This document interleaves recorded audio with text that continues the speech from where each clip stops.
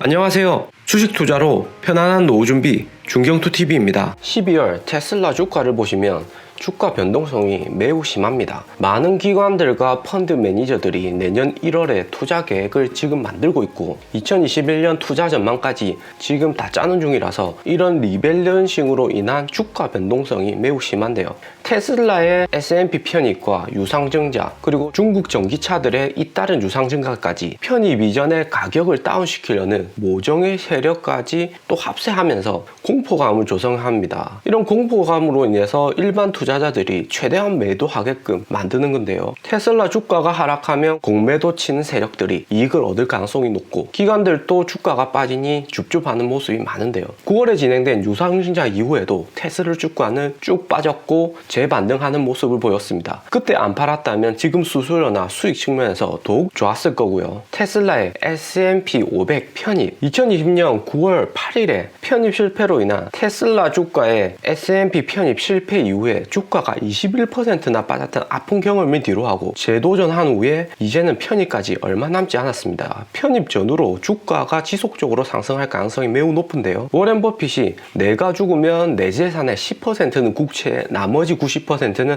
S&P 500에 투자해달라. 부자가 되는 방법은 간단하다. S&P에 돈을 투자하고 20년 뒤에 일어나면 된다 라는 말을 했습니다. S&P의 개념을 알고 보면 워렌 버핏이 왜 이런 말을 했고 테슬라가 얼마나 대단한지 또 주가 상승 가능성이 얼마나 높은지 알 수가 있는데요. S&P는 스탠다드 앤 푸어스라는 신용평가 회사로 국가 신용도 책정하기도 하는 역사 있는 기업인데요. 미국을 대표하는 500개 종목에 투자하면서 연수익률이 13% 이상입니다. 대단하죠. 테슬라가 S&P에 편입된 것은 더 이상 테슬라와 전기차 시장이 과장된 것만은 아니라는 뜻인데요. 9월에 편입 실패했을 때는 테슬라 시총과 전기차 산업에 대해서 걱정이 매우 컸습니다. 테슬라의 주가와 전기차 시장이 앞으로도 꾸준히 성장할 수가 있고 문제가 없다는 것을 알 수가 있습니다. 테슬라가 제시하는 자율주행, 보험, 무인 택시 등의 실현 가능성이 존재하고 적어도 테슬라라는 기업이 사기치는 기업이 아니라는 것이 증명된 셈입니다. S&P 편입 이후에는 기관 투자자 비중이 15% 이상이나 증가하기 때문에 이전과 같은 변동세가 확실히 줄어들 것인데요. 기관 투자자들은 시장의 상황을 보고 바로바로 주식을 판매하는 개인이랑 다른 보고 체계 시스템을 가지고 있습니다. 때문에 테슬라와 같은 대형주 비중 조절에는 유연성이 개인보다 부족하기 때문에 주가의 안정성이 더욱 높아지게 됩니다. S&P 조정 전후로 $600 조정이 올 가능성이 매우 높고요. 장기 투자자 입장에서는 변동성이 적어지기 때문에 너무나 좋은 환경이 조성될 것입니다. 특히나 12월 18일 편입 2-3일 전에 기관들이 주식을 다 사가기 때문에 유동성이 엄청 높습니다. 지금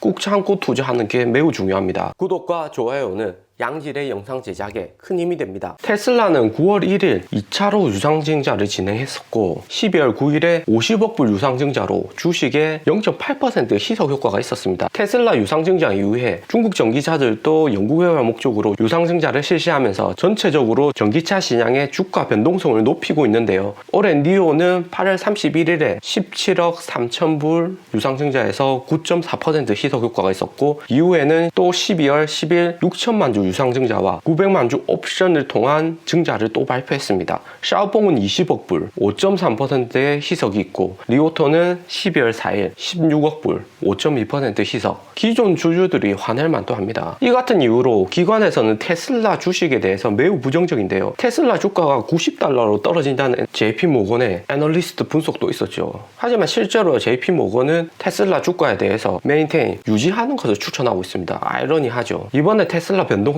높인 테슬라 유상증자를 좀 더 자세히 보면 9월 초에 유상증자 이후에 주가가 폭락해서 유상증자를 좀 조심스럽게 할 것 같아서 일론 머스크가 이번에도 똑같은 방식과 금액인 $50억 유상증자했고 주가는 조금 하락하고 변동성이 있었지만 전기차 대표주답게 금방 회복하는 모습입니다. 아무리 유망 기업이라고 해도 주식은 주식이라서 변동성이 존재하고요. 이번 유상증자는 전체 시가총액의 0.81% 수준으로 유통 주식수 대비 1%입니다. S&P에 편입하기 위해서 인덱서들이 사야 되는 주가 규모는 유동시총의 16%이기 때문에 전체 시총의 15% 정도 되죠. 많은 양이죠. S&P 500 이전에 테슬라 주가가 오를 것을 생각하면 큰 의미를 가지는 수치는 아닙니다. 지난 9월 1일에 유상증자와 같은 방식, 같은 금액으로 At the Market Offering 프로그램 디오퍼링 방식으로 테슬라가 골드만삭스, 시티그룹 등 금융기업에게 주식을 일정량을 맡긴 다음에 테슬라가 요구할 때 시장가로 판매하는 것인데요. 주문 즉시 팔리는 현재 주가로 내놓는 것입니다. 9월에 유상증자에는 9월 1일부터 팔아서 9월 4일까지 4일이 걸렸습니다. 하지만 12월 9일부터 판매된 유상증자 주식은 11일에 완전 종료되면서 3일 만에 주식을 다 팔아버렸죠. 유상증자 물량을 다 팔아버렸습니다. 대단하죠. 테슬라의 신용과 미래 성장 가치, 시가총액이 거품이 아니라는 것을 입증하는 것인데요. 유상증자 물량은 이제 끝났고 이제 올라갈 가능성이 매우 높습니다. 하지만 이제 변동성도 좀 생각은 해야 되겠죠. 유상증자에 대해서 조금 알아보면 유상증자는 기업의 주식을 추가로 발행해서 판매하는 것인데요. 보통 악재로 해석이 됩니다. 기존 투자자가 가진 주식이 희석이 되기 때문에 한국이나 중국에서는 망하는 기업들이 마지막에 투자자 자본금 빨아먹으려고 실행되어서 호평이 많고 실제로 변동성이 증가하게 되는 큰 계기가 되기도 합니다. 또 유상증자를 실시하게 되면 지금 주식 사는 것 맞냐? 나만 호구되는 거 아니야? 개인들이 겁을 먹게 되는데요. 일론 머스크도 이 점을 잘 알고 장기적으로 가려면 현재 수익만 중시하는 단기 투자자들은 기업과 장기 투자자들한테 매우 부정적입니다. 고점에서 한번 정리하고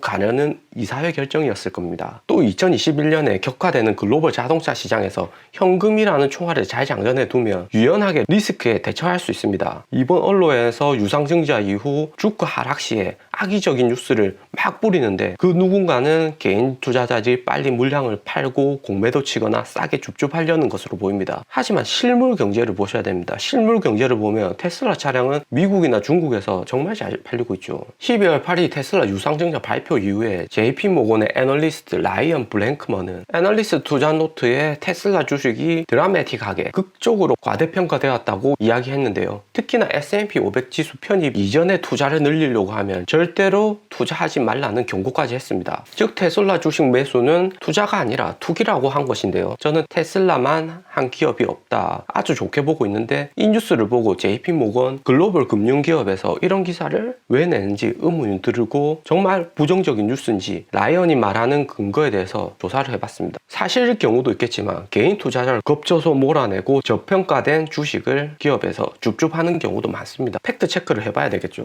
일단 라이언이 말하는 근거는 차량 판매량입니다. 펀더멘탈이 아닌 다른 어떤 것이 주가를 올린다는 강한 추정을 한 것인데요. 테슬라는 실제로 2020년에만 가격이 7배 이상 상승했고 시가총액은 글로벌 1, 2등 도요타와 폭스바겐을 합친 것보다 심한 차량 판매량에서는 이들 업체보다 수십 분의 1 수준이라는 것인데요. 테슬라는 그냥 차량 판매 기업이 아니죠. 테슬라는 거의 IT 기업 수준에 가깝죠. 애플하고 엔비디아와 비교를 해야지 기본 차량과 비교하는 것은 맞지 않습니다. 여기서부터 좀 문제가 있죠. 그리고 이게 무슨 소리냐? 중국은 11월 판매량이 급등했고 상하이 기가팩토리에서 모델 3를 생산해서 유럽에 수출하고 기가벨리는 2021년 중순부터 돌아가면서 판매량도 글로벌 1위가 될 것인데 이게 무슨 말이냐? 글로벌 자동차 시장은 미국, 유럽, 중국이 소비가 가장 많으면서 중국은 연간 2,400만 대 판매되고 증가 속도도 가장 큰 시장입니다. 중국에서 1등 자동차 제조회사가 글로벌 1등 자동차 제조회사입니다. 테슬라의 유럽과 중국 판매량에 대해서 조금 자세하게 보겠습니다. 또 JP모건은 12개월 목표 주가를 80달러에서 90달러로 비중 축소 의견을 냈고 미국 증권사들은 22곳이 매수, 42곳이 보유, 20곳이 매도를 발표했습니다. 12월 테슬라 모델 3의 중국 판매량은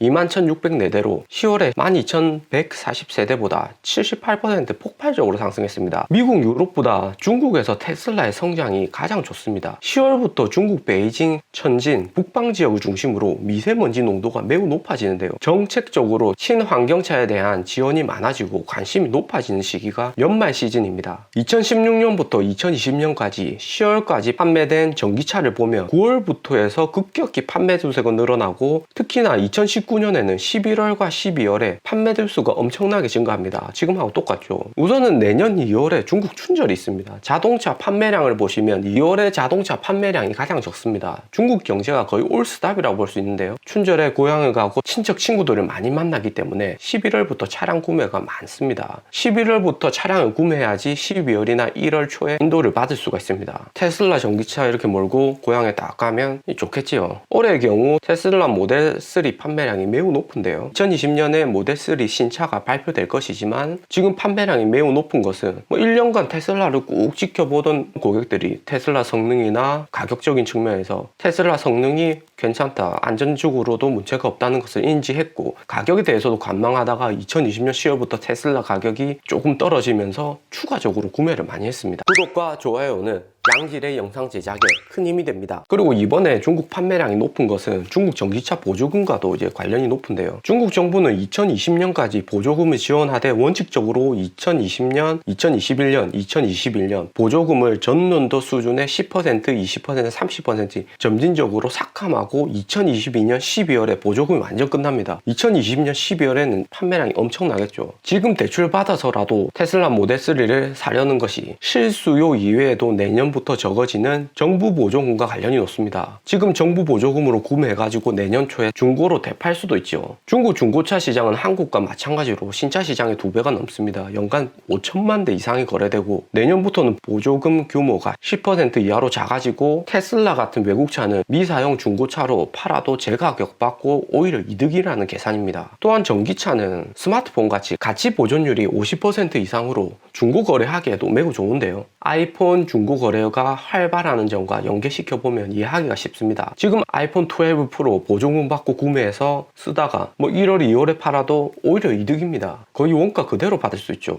이렇게 구매한 사람은 꼭 있습니다. 테슬라 모델3의 현재 가격은 CATL 리튬 이산철 배터리 모델 최소 가격이 22만 9천 위안인데 한 달 지나서는 4,500위안, 70만원 이상이 비싸집니다. 내년에 신차가 출시되어도 중국 춘절 이후에나 출시되기 때문에 지금 사두면 돈 버는 것이죠. 이 때문에 테슬라의 모델3 11월 판매량이 급증했고요. 또 테슬라3의 판매 도시를 보면 상하이, 베이징, 심천 세 군데에서 가장 많이 팔립니다. 이 세 도시는 한국 수도권과 마찬가지로 2천만 인구 이상이고 교통도 매우 혼잡한데요. 또 여기 도시에서 내연기관차를 구매하려면 교통 통제를 위해서 차량 번호판을 경매로 구매해야 됩니다. 경매로 차량 번호판을 구매할 확률이 1% 내외인데요. 실제로 중국에서 내연기관차의 번호판을 구하려면 뒷거래를 통해서 하나 2천만 원 이상이 들어갑니다. 중심 도시에서요. 번호판 장사꾼들이 엄청 많죠. 한 건에 2천만 원씩 버니까요. 때문에 일반인들이 차량을 사려면 차량 가격 플러스 2천만 원입니다. 하지만 전기차는 번호판 경매가 필요가 없습니다. 새 도시에서 가장 많이 팔리고요. 타 도시들은 언제든지 번호판 구매가 가능합니다. 별 큰 관계가 없죠. 이 같은 중국의 정책적인 요소들이 연말에 테슬라 판매량을 많이 끌어올렸습니다. 일단 테슬라가 2021년에 중국 판매량에서 가장 무서운 점은 경쟁사인 폭스바겐이 본격적으로 중국 시장을 공략한다는 점입니다. 폭스바겐이 이미 유럽 전기차 시장을 점령해 나가고 있는데요. 그건 좀 뒤에서 자세히 살펴보고, 폭스바겐이 중국 시장에서 힘은 유럽차라는 데 있습니다. 중국이 미국과 티격태격하면서 미중 무역 갈등 이슈가 있지만 유럽은 미국 눈치 보지 않고 중국 자동차 시장 점령하면서 폭스바겐만 해도 10년 넘게 중국 시장에서 판매량 1등을 하고 있습니다. 내연기관차에서요. 승용차에만 올해 300만 대 이상 판매했고 테슬라에게 인정하던 100% 지분율을 폭스바겐에도 2022년부터 인정한다고 공식적으로 밝혔습니다. 중국 정부가 폭스바겐, 일본차와 협력하는 이유가 있는데요. 국제 정치적인 요인이 큽니다. 유럽과 일본의 중국 의존도를 높이고 중국 편을 만들어야지 유럽에도 중국 공산품을 수출할 수가 있습니다. 폭스바겐이 중국에서 가장 무서운 점이 중국 제이자동차와 상하이 자동차와 협력하는 데 있습니다. 제이자동차는 시진핑이 TV에서 타고 나오는 홍치, 중국산 롤스로이스 제조사이고, 상하이 자동차는 상하이를 기반으로 한 기업이고 2007년에 시진핑 주석이 상하이 서기로 있었던 지역입니다. 시진핑 정부와의 커넥션은 무시할 수 없지요.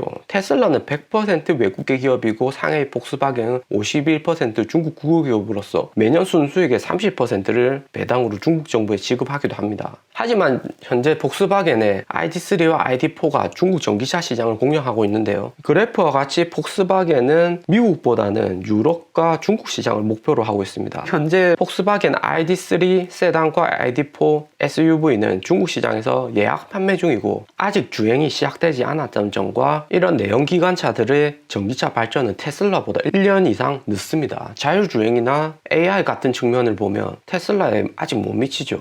이전에 구독자님께서도 질문 주셨던 부분인데요. 테슬라의 논란 중인 것이 CATL LFP 리튬 이산철 배터리 성능 부분입니다. 미국 전기차 전문 매체인 인사이드에서 발표한 내용에서는 중국산 CATL LFP 배터리가 탑재된 중국산 모델 3 스탠다드 일반적인 모델이 실제 저온 1회 주행 거리가 공식적인 420km가 아니라 241km에 불과하다는 내용이 기사화된 것인데요. CATL 리튬 이산철 배터리는 LG화학의 3원계 배터리 쓰는 고가형 모델보다 가격이 10% 정도 저렴한데요. 2021년 중국산 모델 Y에는 전량 LG화학 배터리가 들어가는 만큼 에너지 밀도도 낮고 장거리 모델이나 고성능 모델에는 탑재가 부적절하다는 판단인데요. 테슬라는 2021년 말까지 중국산 테슬라에는 100% 중국 부품을 사용하고 낮은 원가로 생산된 모델 3 일부는 유럽으로 수출되고 있기 때문에 이슈가 된 문제입니다. 실제로 11월 26일에 벨기에 제뷰르해 항구에서 모델 3가 7,000대 유럽으로 수출되었고 전량 중국산 배터리 CATL 제품을 사용한 모델 3입니다. 하지만 배터리적인 문제는 LG화학이 중국에 이미 남경 공장을 비롯해서 공장 규모를 2배 이상 키웠고 연간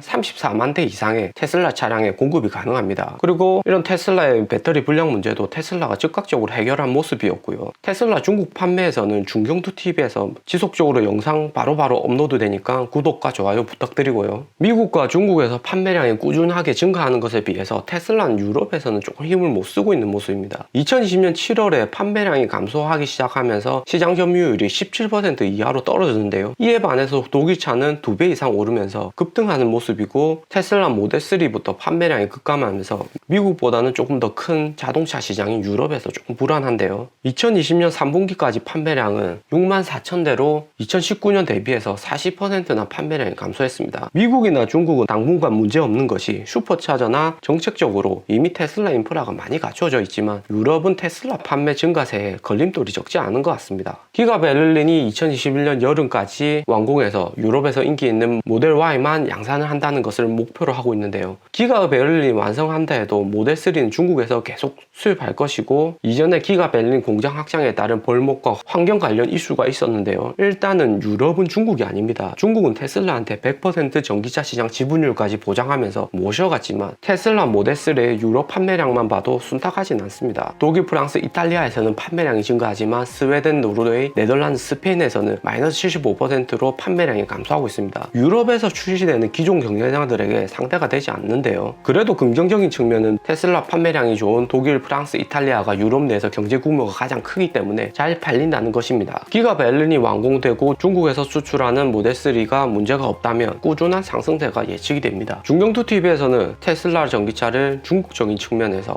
정확하게 분석해서 영상을 정기적으로 업로드하고 있습니다. 오늘 영상은 여기까지고요. 궁금한 점 있으시면 댓글 남기시고 100% 답글하겠습니다. 감사합니다.